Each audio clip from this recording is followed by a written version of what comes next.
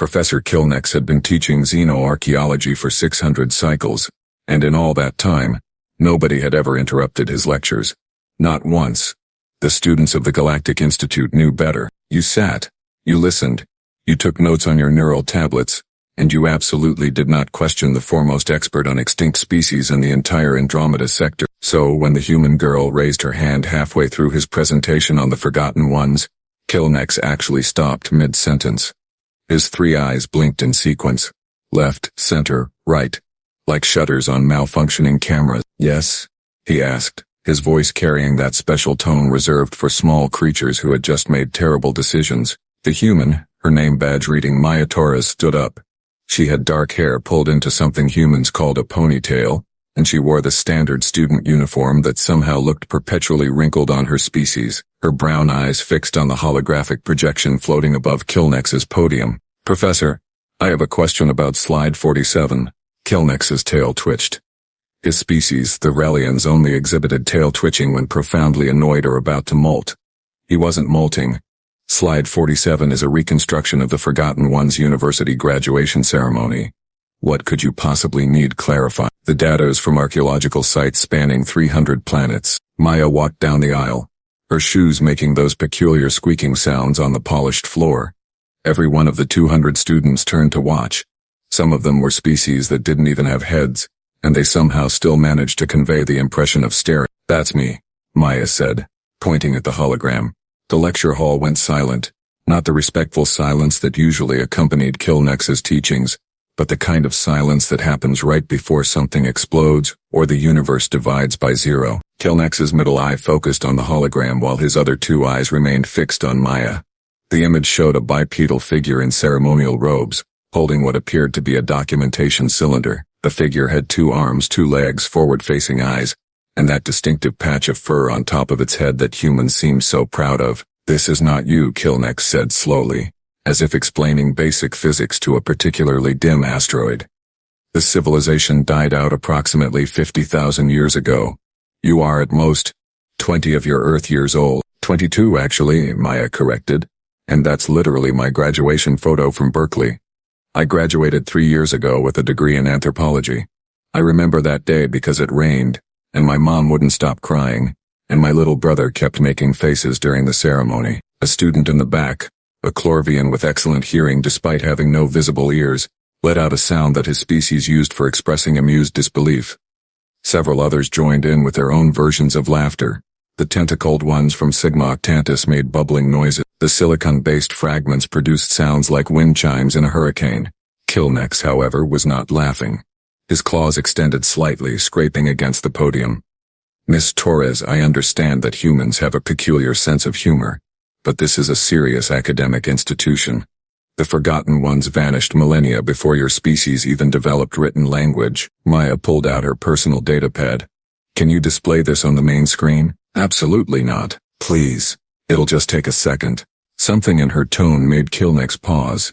It wasn't defiance exactly. It was certainty. The kind of certainty that came from knowing something so fundamental that arguing about it seemed pointless.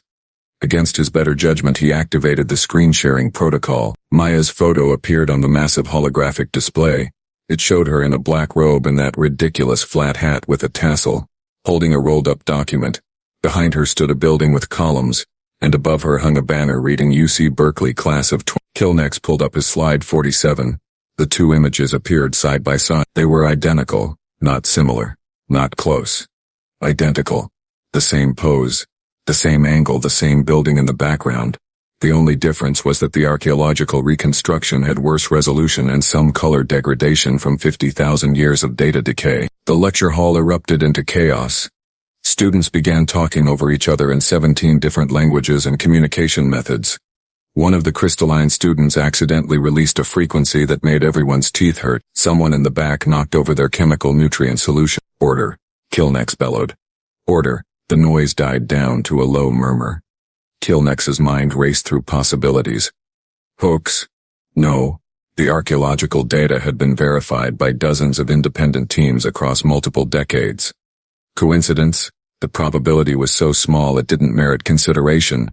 Time travel? Unlikely. The temporal physics were all wrong. Humans hadn't mastered time travel yet, and if they had, he would have known about it because the paperwork alone would have been visible from orbit. How? He asked, forcing his voice to remain steady. Did a photo of you end up in ruins that predate your civilization by 47,000 years? That's what I'd like to know, Maya said. Can we look at the other slides? Kilnex cycled through his presentation. Slide 12 showed what he'd labeled as domestic habitation architecture. It depicted a dwelling structure with a triangular roof, rectangular windows, and a paved area in front containing a mobile transport vehicle. That's my house, Maya said. Well, my parents' house. In Sacramento. That's my dad's car in the driveway. Slide 19. Recreational gathering space. A large field with white marking lines and rectangular goals at either end. That's the soccer field where I played in high school. I scored the winning goal in the championship there during my junior year. Slide 23. Nutrition preparation area. That's literally a Starbucks. I worked there during summer break. That burn mark on the counter is from when Marcus tried to steam milk and forgot to purge the wand first. With each identification, the classroom grew quieter. Students leaned forward. Some were recording everything on their neural implants. One of them had already started live streaming to the entire institute. Kilnex could see the viewer count climbing in his peripheral vision. 3,000, 10,000, 50,000. This is impossible, Kilnex said, but his voice lacked conviction. He'd spent his entire career studying the impossible and making it possible. The Forgotten Ones were documented across hundreds of worlds. The evidence is incontrovertible. Can I see all the artifacts you've collected? Maya asked. Kilnex wanted to say no. Every instinct screamed that this was a mistake, that he should shut down the lecture, file a report with the academic board, and let someone else handle whatever madness was unfolding. But he'd spent 6 centuries building a reputation on intellectual courage and scientific integrity. He wasn't about to abandon that now because a human undergraduate was making him uncomfortable. Follow me, he said. The walk to the xenoarchaeology vault took them through 3 security checkpoints, and down 4 levels. Maya followed, and somehow the entire class followed behind her. Then students from other classes, then professors, then maintenance staff. By the time they reached the vault, there were at least 300 beings trailing behind them like the universe's strangest parade. The vault doors opened with a pneumatic hiss. Inside, rows of preservation fields held artifacts from the Forgotten Ones. Kilnex had spent decades collecting them, cataloging them, piecing together the story of a civilization that had spread across the stars and then vanished without explanation. Maya walked slowly down the first aisle. Her hand came up to her mouth. Oh no, she whispered. What? She pointed to a preservation field containing what appeared to be a ceremonial garment. That's my freshman year hoodie. I lost it during spring break in Cancun. I thought someone stole it from the beach. Next case. My laptop. I spilled coffee on it during finals week senior year. Next case. My mom's cookbook. She's been looking for that for ages. Next case. My little brother's action figures. He kept them on his dresser. Next case. My diary from 8th grade. Oh God, please tell me you haven't read that. Kilnex felt something he'd never experienced before. Not fear. Exactly. More like the sensation of standing on solid ground, only to realize it was actually the back of a sleeping creature that was starting to wake up. How is your personal property scattered across 300 planets in ruins that are 50,000 years old? I don't know, Maya's voice cracked. You're the expert. You tell me. A soft chime indicated an incoming priority message. Kilnex checked his neural interface. It was from the Institute director, marked urgent. The message contained 3 words. My office. Nah. The director's office occupied the top floor of the Institute's central tower. Director Vexara was a luminarian, a species of pure energy contained in a magnetic field that vaguely resembled a pillar of light. She didn't do upset so much as she did different wavelengths of irritated. Currently she was emanating in the ultraviolet range, which meant she was furious. Explain, Vexara said. The words seemed to come from everywhere at once. Kilnex explained. Maya added details. The 300 witnesses who had somehow crammed into the office added their own observations.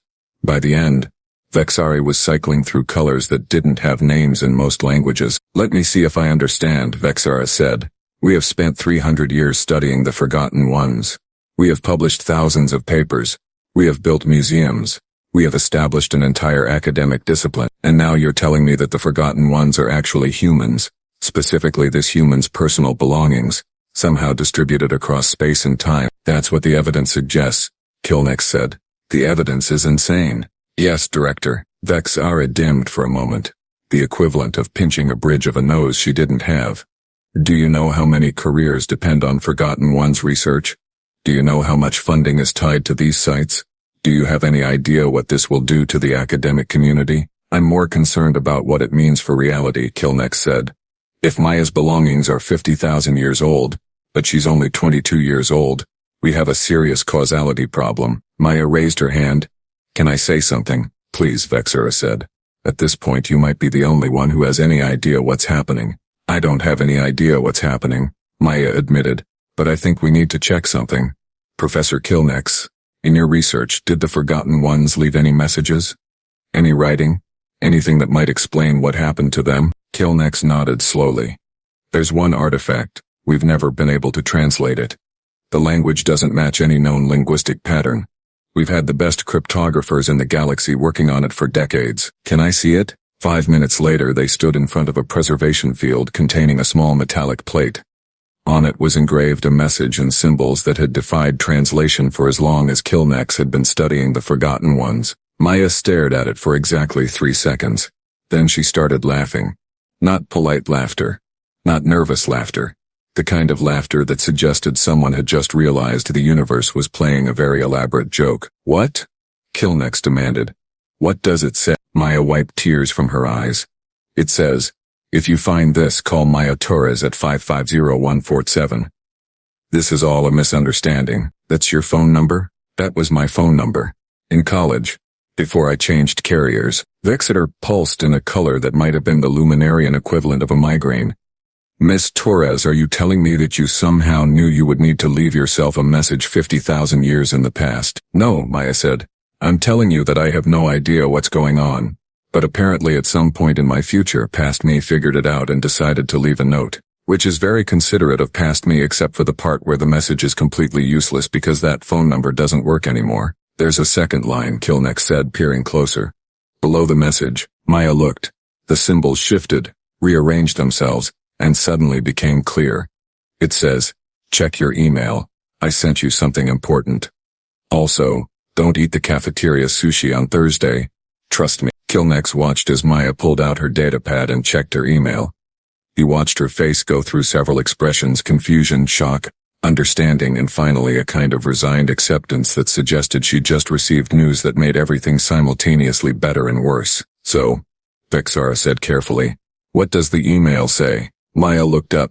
Her expression was the kind that people wear when they've just realized they're the protagonist of a story they didn't want to be in. It's complicated, she said. But the short version is, I'm going to need to borrow your time dilation lab, a quantum entanglement communicator, and probably about 600,000 credits for equipment. Why? Kilnex asked. Because apparently at some point in the next few years I'm going to accidentally create a temporal loop that scatters my college belongings across space and time. And according to future me, if I don't fix it, something much worse happens. What could be worse than this? Maya showed them the email. The final line read, if you don't fix this, the loop collapses and takes Earth with it. Humanity never exists. You have 3 weeks. Good luck. P.S. You're going to need to convince Professor Kilnex to help. He's stubborn, but he means well. P.S. His middle eye twitches when he's lying. All 3 of Kilnex's eyes turned to Maya. He'd been about to say this was impossible, that he couldn't possibly help, that there were procedures and protocols. But his middle eye had already started twitching. Fine, he said. But if we're going to break causality and possibly destroy the academic careers of everyone in the Institute, we're doing it properly, with documentation and peer review. Deal, Maya said. Though I should warn you, according to this email, things are gonna get weird. Kilnex looked around his office. At the director made of light. At the human holding an email from herself sent from 50,000 years ago. At the 300 witnesses still crowded in the doorway.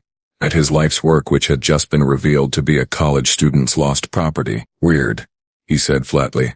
Yes, I can see how things might get weird. The time dilation lab looked like someone had taken a physics equation, made it 3-dimensional, and then let it have a nervous breakdown. Spinning rings of exotic matter orbited a central platform. Cables thick as tree trunks connected to power generators that hummed with enough energy to run a small moon. And in the center of it all stood Maya Torres, reading instructions from an email she'd sent herself from 50,000 years in the past. "This is monumentally stupid," Kilneck said. He'd been saying variations of this for the past 3 days while they prepared the equipment. His tail hadn't stopped twitching since they'd started. "You've mentioned that," Maya replied, adjusting a temporal flux calibrator. "Roughly 473 times by my count. I want it on record that I am participating under extreme duress." "Noted." Maya checked another readout. "Also on record, you're the one who requisitioned the extra power cells and personally recalibrated the quantum entanglement array. For someone under duress, you're being very helpful." Kilnex's claws clicked against his datapad. He didn't have a response to that because she was right.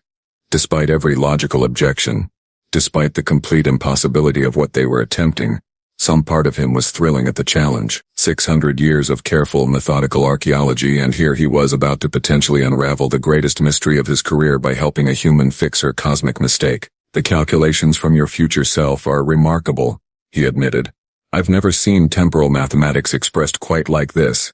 There are elements here that won't be discovered for another century according to current theoretical projections." "Yeah. Future me apparently gets really good at math," Maya said. "Present me barely passed calculus. I'm hoping this is one of those you-learn-as-you-go situations." Vaxara materialized in the lab entrance, pulsing an anxious yellow. "The Institute board is demanding updates. They want to know why we've shut down 3 academic departments and redirected enough power to light up the entire campus for a year. Tell them we're preventing the temporal erasure of an entire species," Maya said. "I did tell them that. They asked if I was having a breakdown." "Are you?" Vaxara flickered. "I'm a being of pure energy. I don't have traditional breakdowns, but if I did, this would absolutely qualify." A chime sounded from the central console. Kilnex checked the readings. "The temporal field is stable. We're ready to begin whenever you are." Maya took a deep breath. According to her future self's instructions, the problem had started during her graduate research. She'd been studying quantum archaeology, a theoretical field that most scientists dismissed as fantasy. The idea was that information could be retrieved from the past using quantum entanglement principles. Maya had apparently succeeded, but in doing so she'd created a feedback loop that had scattered her physical belongings across time and space. "So let me make sure I understand this correctly," Kilnex said, reviewing the procedure one final time. "You're going to use the time dilation field to connect to the moment when you originally created the temporal anomaly. Then you're going to quantum entangle your present consciousness with your past consciousness. Then you're going to convince past you not to make the mistake that created this entire mess." "That's the plan," Maya confirmed. "There are approximately 9,000 things that could go wrong with this. Future me thought of that. There's a contingency list." Maya pulled up another section of the email. "It's 73 pages long. That does not make me feel better." "It shouldn't," Maya said cheerfully. "But we're doing it anyway because the alternative is that Earth never exists and humanity gets erased from the timeline. No pressure." She stepped onto the central platform. The rings began to spin faster, creating a sound like reality being unzipped. Kilnex monitored the readings from his station. Temporal coordinates locked. Quantum entanglement established. Energy levels approaching critical threshold. Beginning consciousness transfer in 3, 2. The lab disappeared. Maya found herself standing in a smaller, shabbier laboratory. Earth-style fluorescent lights buzzed overhead. The equipment looked primitive compared to the Galactic Institute's technology. Posters on the walls advertised something called Physics Department Pizza Friday, and sitting at a workstation staring at a computer screen with the intensity of someone who had no idea they were about to break the universe, was Maya from 3 years ago. Past Maya looked tired. Her hair was messier.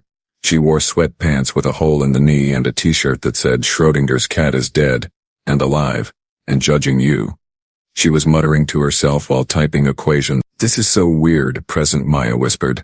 Then she remembered she was technically a quantum projection and past Maya couldn't hear her unless she made the connection. She reached out mentally following the instructions from future Maya. The sensation was like trying to remember a dream while still dreaming it. There was resistance at first, then suddenly she was inside past Maya's head, seeing through her eyes, feeling her exhaustion and excitement. Past Maya suddenly froze. "What the?" "Don't freak out," present Maya said, her thoughts overlaying past Maya's consciousness. "This is going to sound insane, but you're me from 3 years in the future." "Well, technically I'm you from 3 years in the future.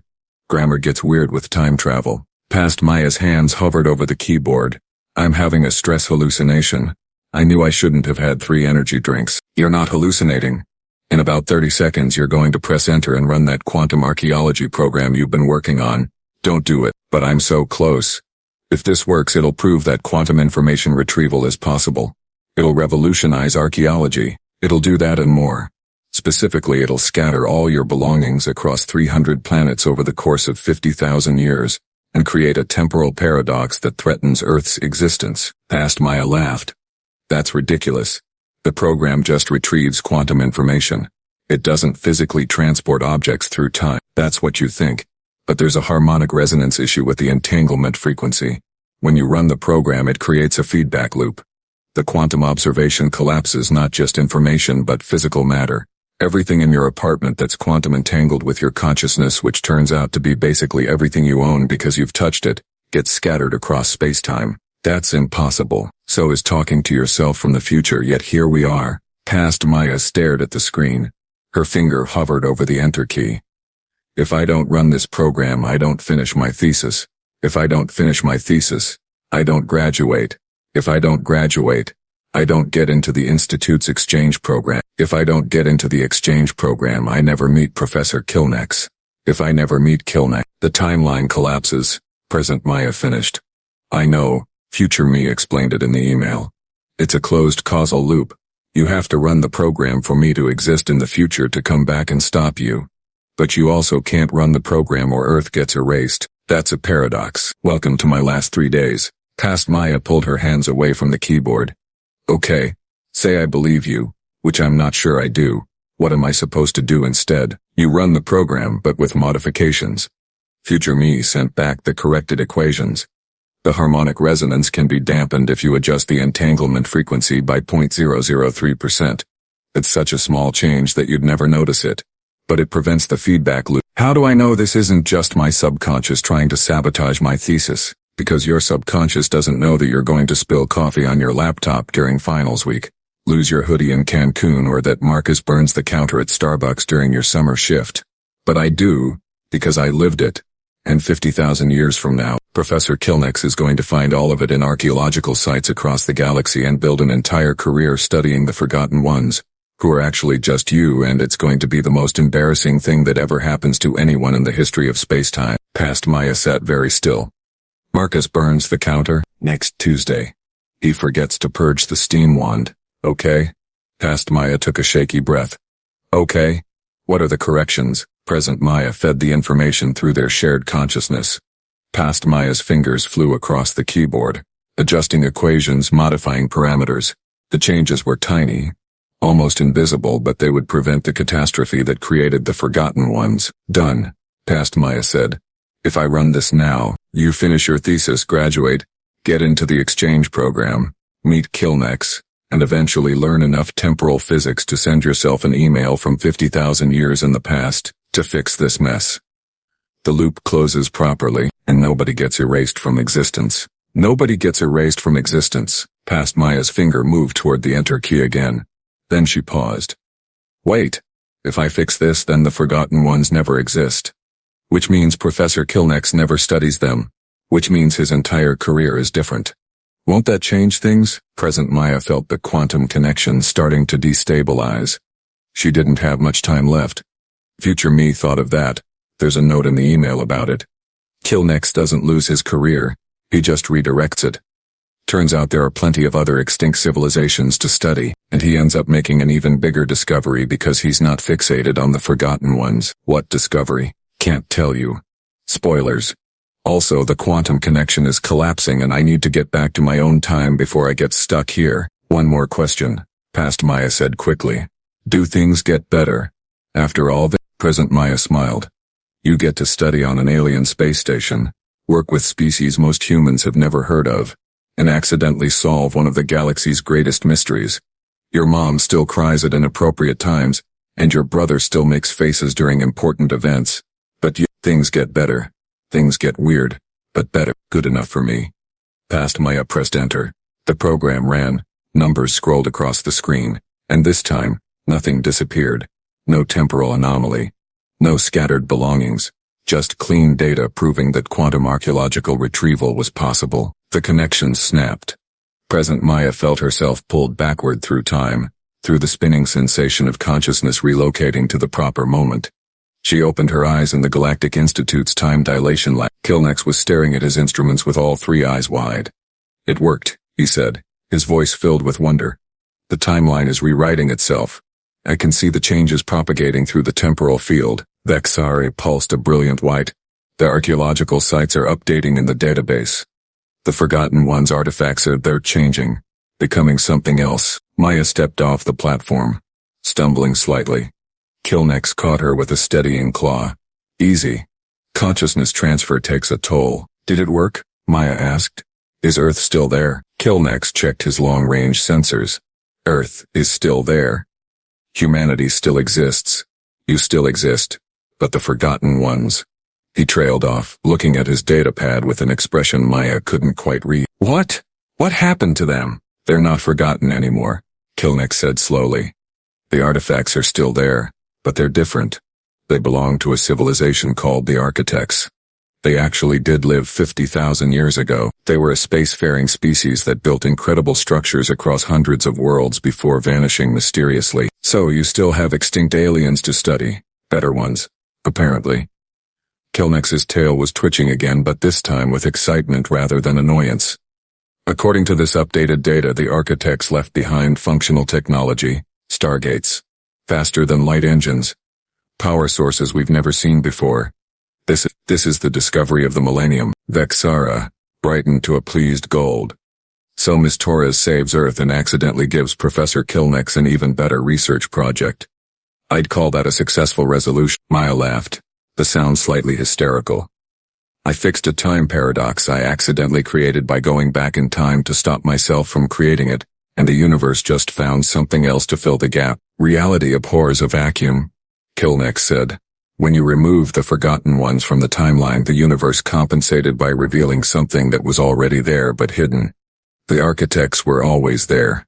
We just couldn't see them because we were too focused on your lost luggage." "That's actually kind of beautiful," Maya said, in a weird temporally paradoxical way. "Speaking of paradoxes," Vexar said, "what happens to you now, Miss Torres?